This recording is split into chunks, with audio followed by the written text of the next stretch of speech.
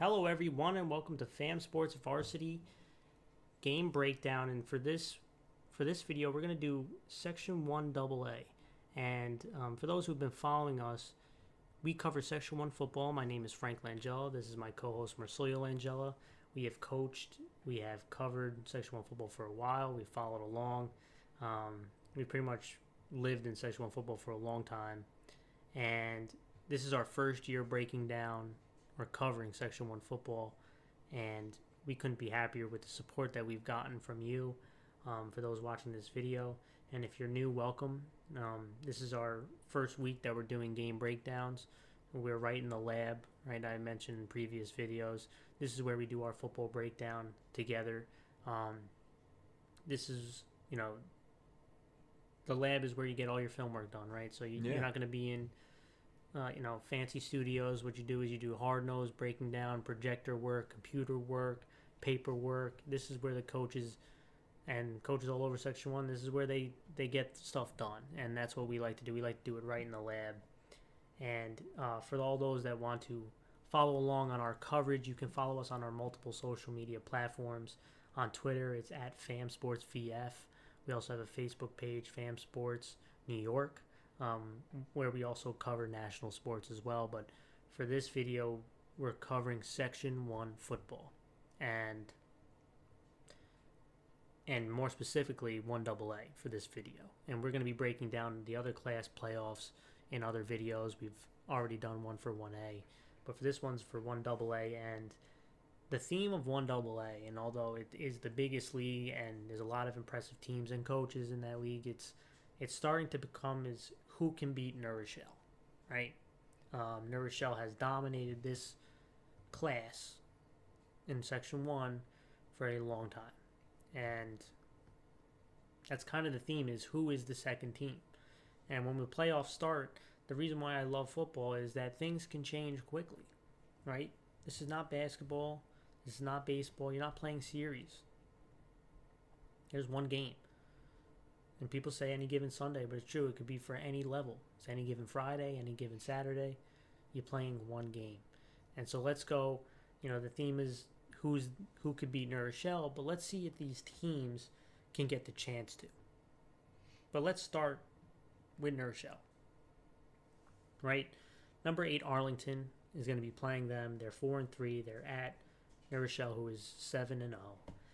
And we all know that, Coach Dorenzo is, I think both of our opinions, the best coach in 1AA. Yeah. And not to, it's not to bash on any other coach, but there's no doubt that he is. I think he assembles the best staff. He's the top coach, and he consistently gets these kids playing hard and consistently puts them in the best position to win. But Arlington's an interesting team. They've gone to the semifinals 3 straight years, right? So this is another program who's always been big, right? But you're starting to see over the last 3 years, they're starting to impose their will. They've always been a big school with a lot of enrollment, and it just never felt that they, met those expectations. But over the last 3 years, they've been extremely competitive. And so the coaching staff deserves credit for that. But Arlington, they seem to run into this year a little bit of a rut, right? They lost to Ketchum 21-13 last week. They've kind of been a little shaky, but they did win enough big games to get into the postseason and be ranked the number 8 seed. New Rochelle beat Spring Valley in what was a very competitive game for 2.5 quarters against Spring Valley, but then they ended up pulling away. They showed why they're the number 1 seed. New Row is 2-1 in the last 3 games against Arlington, but they last played in 2015. So it's been a little while, right? So it's been 4 years. For Arlington, it's an interesting year. There were times that they looked like one of the best teams in 1AA, and there's times that they appeared to be shaky. Offensively, they averaged 20 points per game, which is 10th out of 18 teams in 1AA, so a little less than halfway through. And I mentioned, the offense is what's kind of, it's hard to see Arlington in their full, what they fully are because the offense has been so up and down. But they're big up front, and that always gives you a chance, right? When you have big linemen who can move the line of scrimmage that like Arlington does, you know, that opens up a lot of things. And they're led by, you know, anyone who follows me knows that I'm terrible with names, so there's another hard one for me. It's Crescenzo. It's Salvatore. This kid's a really good lineman. You know, they got kids like Gibson and Price. These are all good linemen that they have. There's other kids too, but those are the ones that just right off the top of my head. These kids can move the line of scrimmage. They've been very impressive. And when those kids can move the line of scrimmage, then they hand the ball off to Richie Finn. And this kid, he's another really interesting player. He plays really hard. He not a very big imposing kid, but I tell you, he is a tough kid. He plays, you know, linebacker spot, running back spot. He's got 548 yards rushing and 5 touchdowns. He's that tough runner, and even though he's not big in size, he runs really hard, which I do appreciate about him. And you know, they have a dual threat quarterback, so, and that's Quincy Peace. So this kid can run the ball. I think he's the most dangerous when he runs the ball. He does have a good arm, but I think he's most dangerous when he's looking to run, right? When you make one read, and then you're either taking off downfield or design bootlegs that Arlington tends to run to get him in open space. I think those things are important, especially for Arlington against New Rochelle. They got to be able to run at New Rochelle, right? And we'll get into Neuro, but if you try to, you know, get outside Neuro, it's really difficult to do because of their speed. If you have big kids up front, you got to try to run right at them, right? Don't try to beat them to the outside because they're just too fast. But if you could try to run at them, if you could try to hurt them in the passing game, then that opens things up. And those two kids, Finn and Peace, and that offensive line, really those three aspects are going to be huge for Arlington. Yeah, I mean, Arlington's best attribute is their line, right? Yes. They're the biggest, probably the biggest line in all of Section 1 AA for sure. My thing, I've seen them overpower teams that usually never get overpowered. Like John J. East Fishkill. John J. East Fishkill is usually a team that never gets overpowered, but that's what they did. And like you said, Neuro's, you know, it's not really any weakness for New Rochelle, but really the only thing that may hurt them is the passing game, right? If you can develop a good passing game against New Rochelle, and we've seen this in the past, that is the one thing. That's the best chance to dethrone, you know, the top guy. And you got to try to. It's hard to move New Rochelle players, especially defensively. But you gotta, if your offensive line is the best part of your team, which I think it is one of the top for Arlington, you gotta run at them.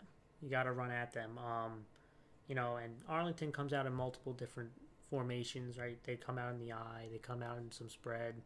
You know, they mix it up. But I could see one tight end, two tight ends trying to get the running game going, and that's using Grant, Finn, Peace, you know, on rollouts, maybe getting McKenzie the ball a few times. You know, try to run some misdirection with those kind of guys. So I can see that being on the offensive, you know, attack point for Arlington. Defensively, this is where I do like Arlington more so than their offense, who's been a little up and down. Defensively, 14.9 points a game, which is 6th in 1AA, which is a pretty good number. And it starts again up front. They're hard to move up front. And they get after you. They really do. There's multiple players that I like on the defensive side of the ball. They just have a solid unit. They really do. And they've been solid all year. They've given up 16 or less points in 5 of their 7 games. Right? So that's 2 scores. Right? 2 scores in 5 of 7 games is pretty darn good. Right? So I like Arlington's defense. They're going to have to be stout defensively. And we'll get into New Rochelle. But New Rochelle, once there is some space, it's sayonara. So you have to be very disciplined on defense. Arlington has the defense to keep things close. Can they do it? We'll see. Again, this is probably their toughest opponent, but Arlington plays in a tough league. So then, you know, they're used to facing tough competition each week. Now, is there competition like New Rochelle? That's a little different. But, again, this year, Carmel being a top tier team, very good competition. I think that's the difference between New Rochelle and Arlington is that Arlington is facing those great teams every week. New Rochelle is probably playing weaker teams every week, and they're kind of steamrolling over them. But New Rose played Spring Valley, and New Rose played John Jay's. Now, compared this year to previous years, I think that New Rochelle's gotten at least a better test.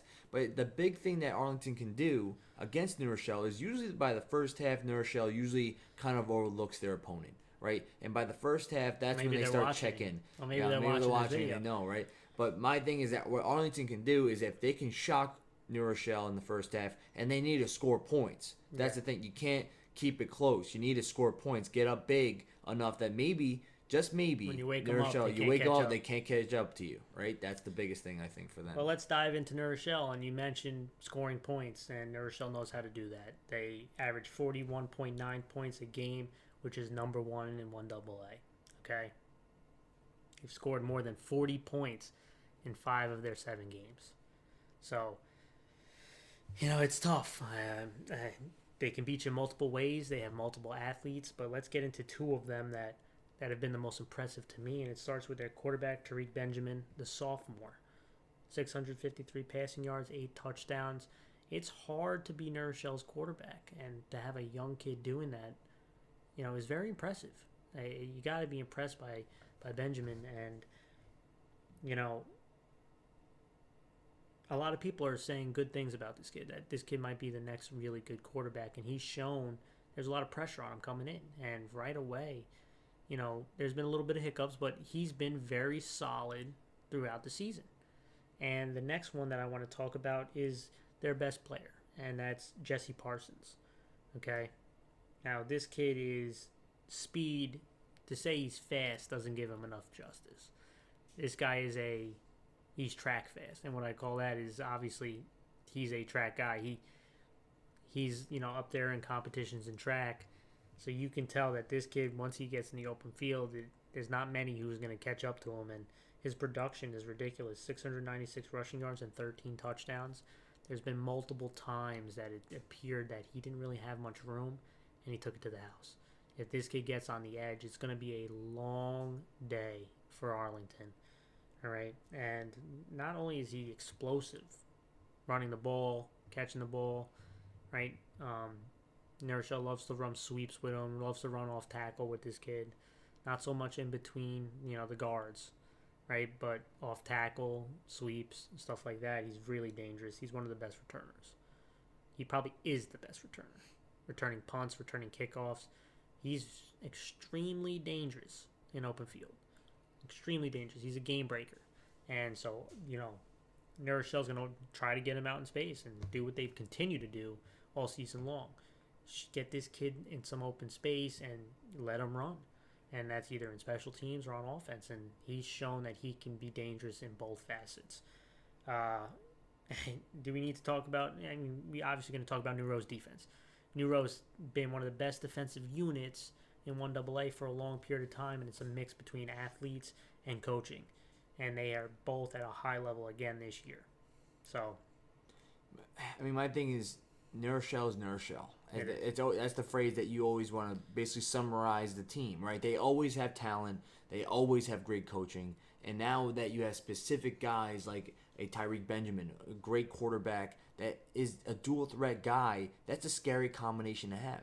Especially when you have all these other athletes on the field with him. It is a mix of explosive offense and the defense that we're going to talk about right now. Yeah, and on top of that, with Coach Lorenzo being the coach that he is only just going to utilize the talents even more. Yeah, right? Absolutely. And they give up 8.7 points a game, which is actually number 2 in 1AA. And, they haven't allowed 20 points this season. They haven't given up 20 points in 7 games. It's extremely impressive. I had 2 shutouts as well. So this defense is as always advertised. There's been different levels of their defense. This is another fantastic defense that New Rochelle has. They are hard to run at, especially on the edges. So I mentioned about Arlington, how they might attack. They might try to test if they can move New Rochelle off the ball. It's not easy to do. But if you're thinking of going outside on them, hitting them with sweeps, hitting them with off-tackle stuff, good luck. Good luck. I think it's the best part of their defense is their team speed. They know how to rally to the ball, and they're not small, so getting on the outside of them is not, I think, going to be a very great idea. Two kids that I love, and they were in my preseason Frank's finest. Um, Number 10, Calvin Jackson, the defensive end, and number 21, Kayshawn Thomas, the outside linebacker. These kids are it. They really set the edge extremely well. They get after the quarterback. They set the edge on the run game. Um, they're just fantastic athletes, and they have multiple kids on their shell. So I know I'm not saying there's a lot of them that I could go to, but these two kids are my favorite of the group. And just because they're versatile, they do a lot of different things for this defense, and they kind of just they lead the way on what is just a great overall unit in my opinion. All right, let's go to our next matchup, and at the end, once we go through all the matchups, we're gonna pick our games. So let's just go through all the matchups first, and then we'll pick it at the end. Let's go to number 7, Ketchum at number 2, Carmel. Ketchum is 5-2. Carmel is 6-1. Ketchum beat Arlington last week in a 21-13 victory in their annual rivalry, and it was surprising. I'll be honest with you. I think it was one of the surprises of the week. Carmel walloped their rival Mayapack. Yeah, so they absolutely destroyed them. It was the first time Todd K had a 50-point game in the Mayapack Carmel rivalry game, which is a pretty big deal. Yeah, that was something. But Ketchum played Carmel this year, right? So Ketchum lost 33-0 to Carmel, and that was earlier this year. Again, this is a rematch. Ketchum is on a little bit of a roll. So how do they? It can only be motivation. It's hard to beat a team twice in a season. So there's going to be some extra motivation for Ketchum to prove that game wasn't as lopsided as it was. But Carmel has won 6 straight versus Ketchum. Okay, so Carmel seems to have Ketchum's number in recent years. But I'm going to say this. Let's just start with Ketchum. The coaching staff and that team deserve a lot of praise. Okay, because Ketchum started off the season, they started off the season winning a couple games, but then they hit a midpoint where they were really struggling. Okay, they lost 2 straight. They were down really big to Ramapo. And then they rattled off. They had a comeback victory in that game, and then they won 3 straight. And this is a young team in Ketchum. Right now, they're led by a couple upperclassmen, but overall they're very young. And the coaching staff deserves credit. A young team, sometimes when they hit that roadblock, they go the opposite way. Right, it goes downhill quickly. And to rally the troops and turn the season around, the coaching staff deserves credit for that. And those kids deserve credit for that, for not giving up. So that's the first thing I want to go over. But, Ketchum runs an interesting offense, a double wing offense. Right? So for those who are not very familiar with the double wing, where Ketchum runs it is they bring that fullback really close to the quarterback. They have the wings. They bring in tight ends. Everything feels congested. And they do a lot of misdirection, a lot of pulling and stuff like that. And you need some tough runners for that. And Ketchum appears to have that. But the double wing offense, it's an interesting offense. And I think it's surprised some people this season. So offensively, 19.9 points a game. It's an 11th. It's not a outstanding number, but they scored 20 or more points in 3 straight games. Right? So, it seems to be the double wing starting to work. And a couple kids that really stand out to you in this offense, Mars, before you jump in. Number 21, Aiden Virgo, the senior, fast and shifty runner. He's one of the wings. He's kind of led the way. He really has. He's been a big play guy for them. He's had some big chunk plays. He's had some grind him out type of runs. I never viewed him as a downhill runner, but he has been, and he deserves a lot of credit. He's had an impressive season. And then a couple of the young guys, right? Matthew Warner, okay, number 9, another running back, 5'8" kid, shifty kid. They do a lot of counter stuff with him, a lot of wing stuff with him, and he's hiding behind these big offensive linemen, so it's hard to see him. and he does it really well, and he's had a very impressive year. And number 31, Gio Saganaro. I'm sorry, but he's also been really impressive. He's that fullback, and in the double wing, you have a fullback who can run downhill, and he's the one who's right behind the quarterback. He's literally like 2 yards off the quarterback. It's a really interesting setup, but 5'10", 195-pound kid, solid kid, and he runs hard. He really does run hard, and they've done the double wing pretty well. Especially first year putting it in. Ketchum offenses have changed over the years. This is another new wrinkle for them, and I know it started off, kind of looking a little clunky, but it ended up, being a solid route for them. The double wing offense. You need big linemen who can down block, who can pull. Yeah. Well, here's the thing: the fact that you can beat Arlington, who has a massive offensive line, they're big up front. Has overpowered teams like John Jay's Fishkill, tells you that Ketchum has found maybe the magic sauce to kind of help them kind of push their way into the playoffs, which is exactly, and you have to give them kudos, like you said, that the fact that they found a way to grind their way into the playoffs is already an accomplishment within itself. And I think that is a great momentum builder for yourself. The fact that you found a way to get into this playoffs, and now you have another league rival you get to play against again to try to redeem yourself. And it's going to be a tough one, for sure. And they're going to have to be able to run the ball against a very good defense that we're going to get into. But let's talk about the other side of the ball for Ketchum defensively. 18.9 points a game. They actually ranked number 7th in 1AA. So Ketchum defensively has performed well, and one of their linemen who plays both ways, he kind of leading the way in my opinion, and that's the defensive tackle / offensive tackle number 53, Chris Vanderline. He's a big boy, about 6'4", 6'5", over 220 pounds. This guy's a house, and he's a wrestler, and you could see it in the way he plays. He does a really good job using his hands. He bullies linemen. There are times where I even watch him and I kind of wish that he'd stop messing with linemen so much. He gets his hands on kids, he drives kids, and sometimes he just loves bullying the guy in front of him instead of going to the next stage. But it just shows you the strength and power and the ability to use his hands. And this kid is a problem. Carmel, I'm sure, is focusing part of their game plan on this kid and how they're going to block him, because he is a difficult. He's difficult on both sides of the ball. He's powerful on the offensive end. Defensively is where he really is, I think, at his best. But defensively, they're going to have to stop a Carmel offense that throws a lot at you. And with a young team, probably, first time, it's probably their biggest game at Carmel. This is a difficult task to ask. But defensively, they're going to have to make plays. It's going to be difficult this week. Yeah, but the best thing about them, like you said, is up front, right? And that kind of sets you apart compared to other teams, right? And I think that Carmel, as good of a team as they are, they might have a problem with overlooking Ketchum, right? And overlooking them, right? Because understand Ketchum, right now they're the lower seed. They are the underdog. And Carmel beat up on them last time. Yeah, so now they might overlook them. Now, will that happen? We don't know.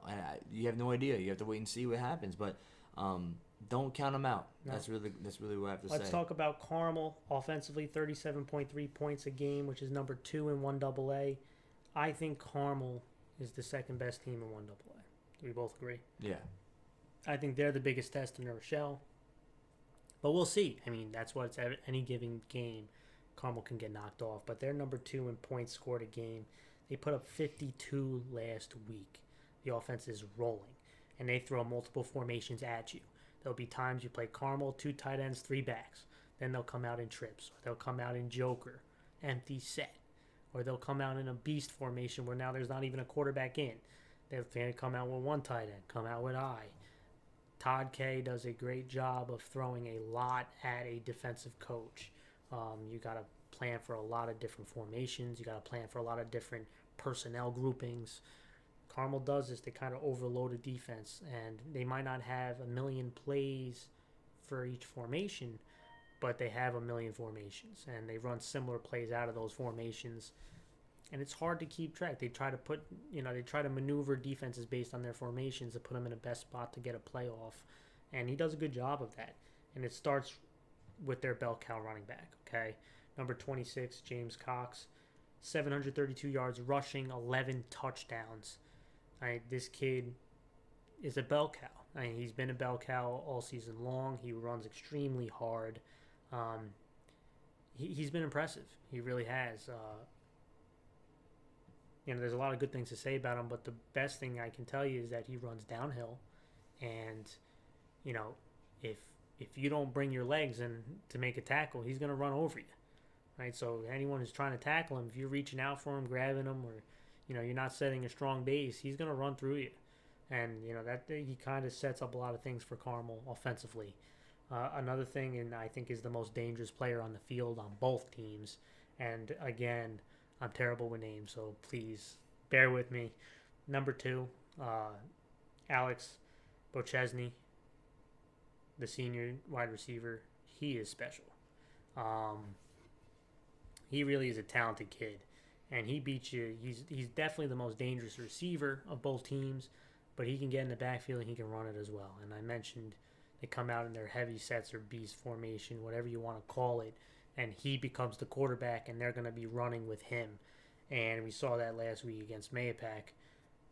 This kid has, 247 yards rushing, 3 touchdowns. He also has over 360 yards receiving and 4 touchdowns. This kid's versatile, right? And every defensive coach that plays Carmel has to watch for this kid because he's big, he's strong, and he is fast. So, that's whenever someone's big, strong, and fast, he's a dangerous player. Yeah. And this kid definitely is that.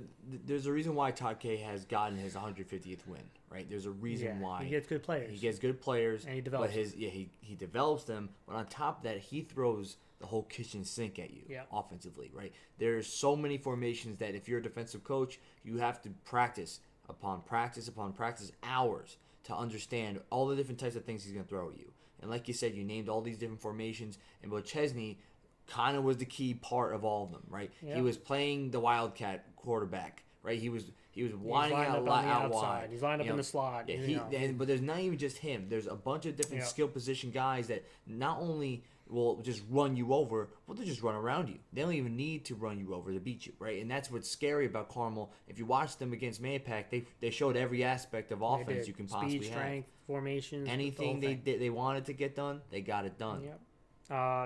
But, we talk about offensively. What really impresses me about Carmel more than anything is defensively. Mm-hmm. Okay? And they give up 7.7 points a game, which is number 1 in 1AA. That's extremely impressive.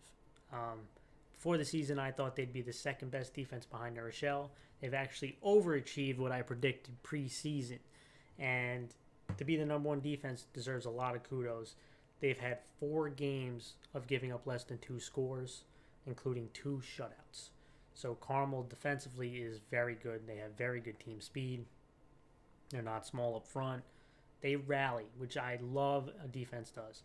Whenever somebody makes a tackle, it's never really a solo tackle. It is multiple guys attacking the ball carrier, right? So that's the one thing I love about Carmel.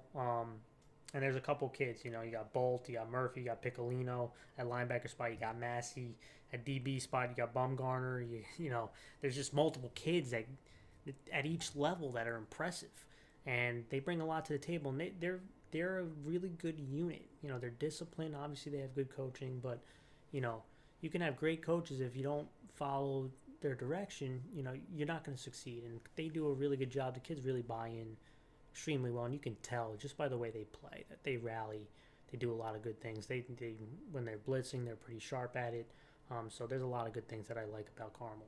Yeah, I feel like the scariest thing you see about Carmel's defense is that they rally. Right? They swarm. They hunt you down, and they make sure that you can't get away. Right up front, they dominate you, but their speed is really what kills you. Right? They have the size that can withstand the brunt. But their speed, their slicing ability is just insane. Yep. Right. And that there's a reason why they're the number 1 defense, and they're playing in the tougher division. Yeah. Right? That's what's more impressive. They play in a tough division. Having the number 1 defense tells me that you can make a long run in the playoffs. All right. Next up, let's talk about number 6 Scarsdale at 5-2. At number 3 Spring Valley, who's also 5-2. And this is two teams that I found to be kind of surprising this year. Um, Scarsdale beat Mamaroneck last week. Spring Valley lost a competitive game for about 3 quarters with New Rochelle, like I mentioned before. Um, and last time they played each other, though, was back in 2004. So it's been a long time, and Spring Valley won that matchup. Um, but let's talk about Scarsdale. Last year, they really struggled, 1-8. So a huge turnaround for Scarsdale. And Scarsdale has been competitive for a while now. So, you know, Scarsdale has a good coaching staff. You know that they run the triple option, right? They're really good at it. In this area, I think they're one of the best at running the triple option. They do a lot of different things. It's not just a quarterback fullback type thing. Everyone's involved. They can go through all three reads, which is the fullback run, quarterback run, pitch, right? And they do a lot of different things. They do the veer, they do the midline, they stuff like that. So they do a really good job of it. They throw a lot of different aspects of the triple option. Offensively, 23.4 points a game, which is seventh in 1AA. I mentioned the triple option. You can't run this offense unless you have a smart quarterback, right? Quarterback that's let me bring that back, not just smart, but a tough runner, right? Because there's a lot of times that he's going to get beat up in a game. He's got to keep going, right? And it starts with number 15, quarterback Ben Miller. For them to have a chance against a very fast, very aggressive style defense in Spring Valley, they're going to have to be very disciplined. They can't turn the ball over. And the way that the triple option works is you're giving them slow jabs until you bust one open. Right? It feels like you're just pounding, and then eventually you'll break something, or eventually you'll fool them with one of your, any type of pass play and stuff like that. So this is going to be an interesting test, and a really aggressive style defense. If you lose 3 or 4 yards on first down, it really puts that offense backwards. It's hard for that offense to, catch up in games. So, I mentioned the offense, right? Ben Miller, they're going to have to run the ball, but they also have some wideouts who can make plays. Callahan, Borst, these are guys who, they can catch pit sweeps. They can, catch the ball. They're pretty solid targets on the outside. So if Scarsdale wants to test the passing game, they can. But they got to establish the run first. In the triple option, if they get down a couple touchdowns, that offense becomes really difficult to continue to just do the triple option because it's really a ground and pound style offense. And being pushed back, either getting a bad start on first down or being down a couple touchdowns, makes it difficult for them to come back. Yeah, I feel like with the triple option, you need to make sure you score on your possessions, right? Because or at least hold the ball. Yeah, because the thing is, I feel like if you can get up early with the triple option, then at least you can drain the clock away and allow your defense to rest and build that momentum, right? Force the other team to feel like the pressure is on for them instead of it being on you. And I feel like that's what Scarsdale's benefit is. However, like you said, that if you do not get positive yardage in the first down, second down, really and now you have back. to throw, that's tough in triple It's tough. option. It's tough in the triple option offense, but there are times they can go into some spread aspects. We've seen that before. But, like I mentioned, you got to use the triple option to kind of force an aggressive defense that wants to come at you to be undisciplined. And that's the big part about it. Defensively, 20.3 points a game for Scarsdale, which is 10th. It's slightly below average. They have to prevent big plays. Like I mentioned, Spring Valley's fast. They're fast when they can run with guys like New Rochelle. So they got speed. And, if Spring Valley's a team that offensively they're really starting to click. So Scarsdale has to prevent the big plays. Force Spring Valley to drive down the field on them. Try to force, they got to be aggressive. So they got to try to force some turnovers. Spring Valley did have a few turnovers against New Rochelle. So they have been prone to throwing it the other direction. So Scarsdale has to prevent big plays, and they have to force some turnovers.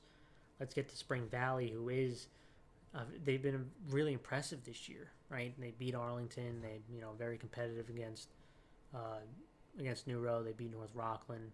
Um, Offensively, 29.1 points a game, fourth in 1AA. They've had two 50-point games, I believe. So they're explosive, and there's a couple kids that are extremely impressive on the offensive end. Jaquan Chambers, he's the speedster, 411 yards rushing. He has a couple touchdowns. Colby Adrian, who on both the run and passing game has been impressive. He's got 275 yards rushing, 4 touchdowns rushing. He also has 3 receiving touchdowns. And Dylan Belfleur, 861 passing yards, 9 touchdowns. So, they've found a pretty good mix of running and passing the ball. Defensively, 19.6 points a game, which is ranked 8th. And, we mentioned their aggressive style defense. They like the blitz. This defense was led by Chris White, who was one of my favorite linebackers in 1AA. I love the way that kid plays. But they're an aggressive style defense. They send multiple people. They really try to, disrupt you at the line of scrimmage with their blitzes and their aggressive nature. But if you can break through the initial penetration, that's where you're going to have some success on offense. You got to get them going misdirection. You got to have them, attacking the wrong read. That's their Scarsdale's best chance. But for Spring Valley, the reason why this matchup, it's hard to predict, and I find this game to be interesting because it's hard to predict which way this will go on this Scarsdale offense versus Spring Valley defense, because Spring Valley is so disruptive and so aggressive in their defense that if they do get Scarsdale, they tackle them for a loss on first down, push the chains back, then I think Scarsdale's going to be in trouble. But sometimes being over aggressive can be a double-edged sword, right? When you gamble, if you don't make the play initially, that's when the big plays come. And in the triple option, they can kind of confuse you on who your read is and who you're supposed to get. And that can open up some big plays. Yeah, I feel like, but Spring Valley's defense, their aggressiveness is a gamble for sure, but at least they're going to rally and attack no matter what the read is. Yeah. Now, offensively, I feel like the fact that they're such a powerhouse on the offense, I really don't know how Scarsdale defense is going to react to that, right? And we said before, in this triple option style of offense, you need to score points, right? You need to control the tempo. And if Spring Valley can make some big plays because they have a mix of run and pass and get up, that can be a problem for Scarsdale. Absolutely. Let's get to our last matchup before we pick the games, Mars. This is another extremely, I tell you, the 5-4 and A and AA are really, really interesting. And this one is one of probably the best matchups of the week. Number 5, White Plains, 6-1 at number 4, John J. East Fishkill, who is 5-2. John J. East Fishkill won at Yonkers Forest. They have won 2 straight. White Plains beat Portchester, and they've won 3 straight. So you have 2 teams that are kind of on a roll. And John J. East Fishkill is 2-1 against White Plains over the last 3 games, but the last time they played was in 2014, so it's been a while. White Plains, let's start with them. Okay, another, when I watched them over preseason, they had a lot of talent. You were wondering if they could put it all together, and they've obviously have. The coach has done a good job over in White Plains, which has been a difficult situation. You really had to rebuild the program because of the private schools, coming after White Plains players. So that there was a lot of hurdles to go through. So the White Plains has done a pretty good job of rebuilding up that program. Offensively, they're extremely potent. Offensively, 34.9 points a game, which is ranked 3rd in 1AA. They've scored 40 or more in 2 straight games, and they have a 3-headed monster. It's easy to throw around that word about certain players, but they really do have a ground game, wide receiver game, and quarterback game that is one of the more dangerous ones in Section 1. And let's start with my favorite player, wide receiver Josiah Harris. He's one of the best wide receivers in Section 1. He's got the size, speed, and strength that you look for in a wide receiver. He can beat you in multiple ways. He can beat you going on a go route. He could beat you on a slant. He could beat you on a hitch. because he's fast and hard to take down. He has 8 receiving touchdowns this year. He's been extremely impressive. Another kid, their running back, Christian Young, excuse me, the senior, 901 yards rushing and 11 touchdowns. I mean, he was, I believe, a finalist for LoHUD's Player of the Week this past week. Um, he's been extremely impressive. Extremely impressive. I knew he was a solid running back, but the year he's having has exceeded expectations. He deserves a lot of credit for that, as well as the offensive line. And finally, their quarterback, Ben Finkel. 1,155 yards passing, 15 touchdowns. I mean, White Plains, they can get up and down the field on you in multiple ways, throwing the ball and running the ball. And this three-headed monster is as potent of a tandem that 1AA has. And it could pose a lot of problems for John J. East Fishkill because there's just too many things to guard. But if these guys can get on a roll, if they can hit some big plays, and that's what White Plains does really well, hitting big plays, right? If they can hit big plays and put East Fishkill in a hole where we've seen East Fishkill's offense be a little shaky sometimes this year, that I believe White Plains will be in a huge opportunity to go to the next step, which will be huge for the program to beat an East Fishkill team in John Jay. So this is a huge opportunity. Defensively, Mars, we mentioned about that potent offense, and I'll let you jump in right after this. 13.9 points a game, which is fifth. So White Plains plays defense too.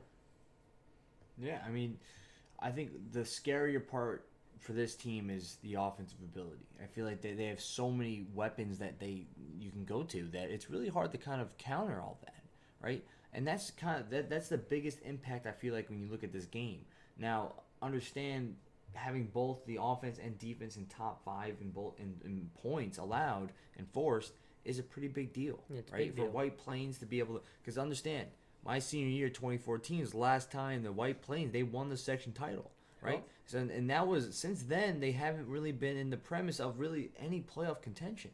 So this is a big game for them. Well, they've been playoffs. They've been playoffs, but not really in section. Yeah, you think that they can go to the section title, right? Yeah. So this is really the more recent years of a team that they have a chance to now make that jump again, right? And like you said, going into John J. East Fishkill is a tough test. Yep. Right, it's tough. And let's go to that John Jay team, right? John J. East Fishkill, they have a good staff. They have now a pedigree of winning. Right, maybe not winning the section title. It's been a few years, but they're always around. They're always hanging around. Now they've built up a winning program there for a while now. Offensively, 25.3 points a game, which is 6th in Section 1AA. They've scored 30 or more points in 4 of the last 5 games. So I mentioned sometimes the offense doesn't look great, but recently they have putting up points. And for me, another one of my favorite players, Luke Mahan, running back. Well, I call him the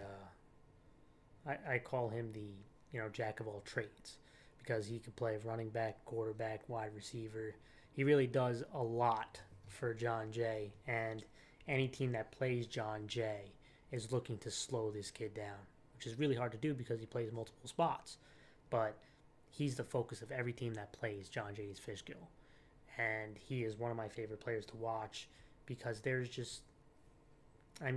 times that they ask him to step in at quarterback and throw passes. I mean, this kid, I think, is most dangerous when he's running the ball at the running back spot. But he really does. They put a heavy burden on this kid. And this kid continues to perform at a high level, which is tough in high school. I mean, these are kids. These are kids, and for a kid to carry that kind of load now it's been 2 years, has been absolutely impressive. Absolutely impressive. Another kid is their quarterback, Danny Beal. He has, they've been throwing the ball more frequently, and it's, John Jay knows for them to make it to the next level, they can't just be a running team, even though I like when they have become a running team. But they're trying to be a little more balanced. They're trying to throw the ball a little bit more, make some big plays to guys like Blanchard and stuff like that. And Danny Beal is going to be huge for that, to make that jump, the young quarterback. So that's them offensively. I mean, John Jay, I don't want to say they're an identity crisis because that it's kind of taken away that they've scored 30 more points, but they're a running team that's trying to become more of a trying to pass a little bit more. But I tell you, when you got those big boys up front and you got Luke Mahan, I think you run the ball until you can't. And the reality is, they are the North champions for a reason, right? Yeah. They're North League They champions won for the a North reason. League again. Yep. Yeah, and like you said, they dominate when they want to run the ball, right? And there's nothing wrong with kind of mixing up what you have, right? Yep. Being the hybrid team. But understand this, that when the game is close, and I guarantee you that it will be a battle, that they're just going to run you over. I mean, that's really simple. That's the John J. Fishkill way, right? So I feel like as much as we can talk about, White Plains being very good all around, John J. Fishkill is a force, right? And They've been a force. They've been a force for years, right? So I think it's going to be a battle. Really quick, last thing, defensively, that's where John J. Fishkill has been very impressive over the last few years. 12.7 points a game, which is fourth in 1AA. So this is another potent offense versus a solid defense. Let's see which one wins that matchup. All right, Mars, let's go to our game picks. Okay. We went through each game, talked about the matchups that we liked about each team. So let's dive into it. We both, excuse my computer, but we both have New Rochelle, right? We got Neuro over Arlington. Both have Carmel over Ketchum. Yeah. Yeah. New Rochelle and Carmel, I believe, are a step above everybody else. And I think they're going to prove it this weekend. I like Arlington and Ketchum, but I think they ran into the wrong opponents. And I think both will pull away rather quickly in these games. Scarsdale at Spring Valley, which is an interesting one that we talked about. I'm going with Spring Valley. I think Spring Valley is potent on offense. They're aggressive on defense. I think they're going to be hard for Scarsdale to manage, especially that aggressive style defense. I'm taking Spring Valley. I know what, I'll go Scarsdale. I think Scarsdale running the triple option, like you said, being an aggressive defense can cost you. And I feel like Spring Valley is not going to be disciplined enough to really take on the triple option. And I think that they'll catch them. I don't think that it's going to be a blowout. Of course, it won't be. These are the playoffs, for goodness sake. You want them to be a good game. I just feel like Scarsdale is just going to have enough to kind of pull away. You think they do the upset? I think they do the upset. All right, the last one, number 5, White Plains at John Jay. We just broke down that game. I'm going with John Jay. And now I know there are a lot of people out there that are going to pick White Plains, and I completely understand why. White Plains is a dangerous team. But John Jay East Fishkill has a winning attitude about them. And I know at times they don't look like the same dominant East Fishkill team. And those are the moments I think that East Fishkill is the most dangerous, when everyone thinks that they may not be able to pull it off. And that's why I think they're big up front. I think they're going to try to run the ball right at White Plains, control this game, run the ball with multiple guys. But Luke Mahan, it will be the Luke Mahan show. I think he pulls out another masterpiece, gets a lot of carries in different spots. I think he leads them to a victory. I think John Jay's Fishkill defense makes enough plays against a high-powered offense. I'm going John Jay's Fishkill. I'm going to go White Plains on this one. I feel like White Plains being top 5 in both offense and defense really kind of sets them apart a little bit. Now, I understand that East Fishkill is a big team, but White Plains just has so many weapons on that team that you don't really know if you can cover them all, right? That's the problem. And I feel like John G's Fishkill being at home, yeah, you know what, that's a great feeling. But White Plains is fighting for not only just to move on, but this is a big program win, right? John Jay's Fishkill, like you said, has been here before, and they might overlook White Plains. That is a good chance of happening because White Plains hasn't been in the top contention for several years.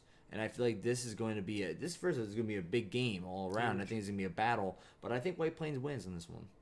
Well, those were our game picks. We appreciate everyone tuning in. Again, you can follow us at FamSportsVF. We appreciate you guys all following in our show, and we hope you guys enjoy this weekend's games.